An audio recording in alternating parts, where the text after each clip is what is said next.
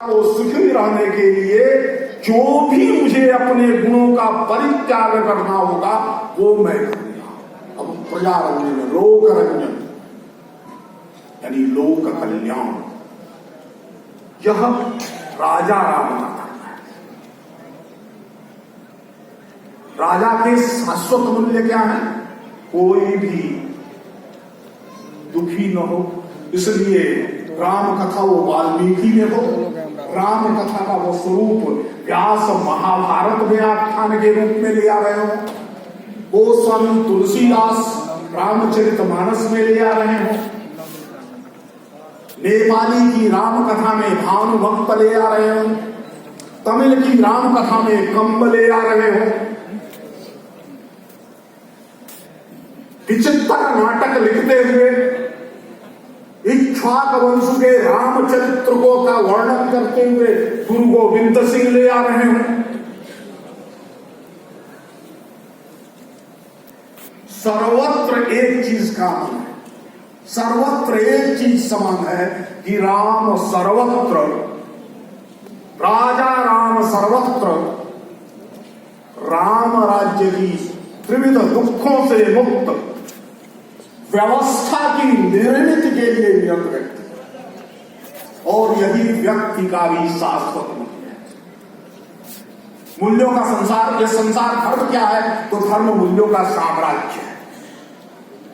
धर्म समाधि लगाना, खड़ताल बजाना, मंदिर मंदिर घूमना नहीं है, ये तो है, इससे प्रकटीकरण होता है, लेकिन ये धर्म की आत्मा नहीं है। धर्म की आत्मा मूल्यों का संसार है, लेकिन मूल्य समझना पड़ेगा। ठीक वैसे ही महाभारत और रामायण के मूल्य को समझिएगा जैसे अपने जेब में करेंसी नोट के मूल्य को समझते हैं। कोई कहता है कि 1000 रुपए दो, 2000 रुपए, 1000 तो भाई नहीं चलते, 2000 रुपए आपके पास है, आप निकालते हैं 2000 रुपए कैश है ना, और उस पर लिखा क्या है? वो प्रोमिसरी नोट है। मैं धारक को 2000 रुपए अदा करने का वचन देता हूं, इसके अतिरिक्त उसमें कुछ है क्या? और हम कहते हैं मेरे पास 2000 रुपया, हमारे पास एक वायदा पत्र है, एक साख पत्र है, प्रोमिसरी नोट है, रुपया कहीं और है, लेकिन वही रुपया बनते हैं। इस तरह से हम जो ये कर रहे हैं ये जरूरी तो है। आपके पास है, धर्म की नहीं है, तो इन आचरण से दिखता तो है, लेकिन इतने तक सीमित नहीं। वस्तुतः भारत के शाश्वत मूल्यों को समझना होगा तो रामायण और महाभारत किस लिए लिखा गया है इसको पहले समझना पड़ेगा। इतिहास पुराणाभ्याम वेदम उपबृंहे, इतिहास और पुराण ग्रंथों के द्वारा, इतिहास यानी रामायण और महाभारत और पुराण यानी 18 पुराण, इन दोनों ग्रंथों के द्वारा वेद का उपबृंहन करना है, वेद का विस्तार करना है, वेद को व्याख्यायित करना है। मनमानी नहीं है कि वेद को चाहे आप बरेलियों का गीत कर लीजिए, चाहे चरवाहों का गाना कर लीजिए, उसको विस्तारित करने के लिए, व्याख्यायित करने के लिए भ्रम निर्मित किए गए हैं। उन भ्रमों से मुक्ति उसी को मिलेगी जब वेदों का उपबृंहन इसके आधार पर करना है।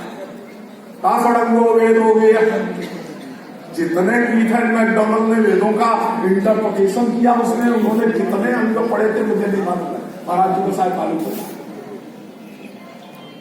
जो सड़ंग नहीं पढ़ा है, शिक्षा कल्प व्याकरण ज्योतिष इत्यादि का जिसने अध्ययन नहीं किया, वो वेदों को इंटरप्रेट नहीं कर सकता, व्याख्या ही करेंगे। इनको करने मात्र से नहीं होता है, इसके अतिरिक्त जिसने इतिहास और पुराण का अध्ययन नहीं किया है वो वेदों को इंटरप्रेट नहीं कर सकता है, क्योंकि इंटरप्रिटेशन उसी लाइन, उसी प्रकाश की